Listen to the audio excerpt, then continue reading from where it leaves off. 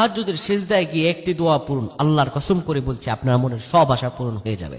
তাহাজ্জুদের সিজদায় গিয়ে যদি এই দোয়াটি আপনি পাঠ করতে পারেন, নিজের চোখে আপনি ফলাফল দেখে অবাক হয়ে যাবেন, আপনার নসিব করে যাবে।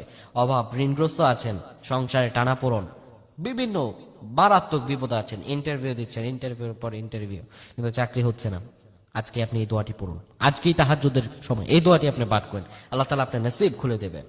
তাহাজ্জুদ আমরা কিভাবে পড়ব বুঝতে পারি না।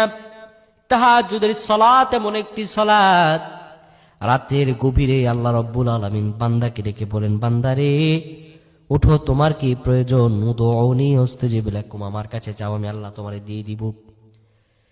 তাহাজ্জুদের সালাতের ব্যাপারে আমার রাসূলুল্লাহ এত সুন্দরভাবে মানুষদেরকে ডেকে বলেছেন, শুধু রাসূলুল্লাহ সাল্লাল্লাহু আলাইহি সাল্লামই নয়, মহান রব পর্যন্ত তাহাজ্জুদ সালাত নিয়ে আল্লাহ রাব্বুল আলামিন পবিত্র কালামে পাকের মধ্যে বলেছেন, তাহাজ্জুদের সময় বান্দা যখন উঠে যাবে, আল্লাহ রাব্বুল আলামিন বান্দাকে ডেকে বলবেন, ও বান্দারে তুমি যখন উঠেছ, আমার কাছে তোমার যত চাওয়া আছে, আমি রবের কাছে তুমি যাও।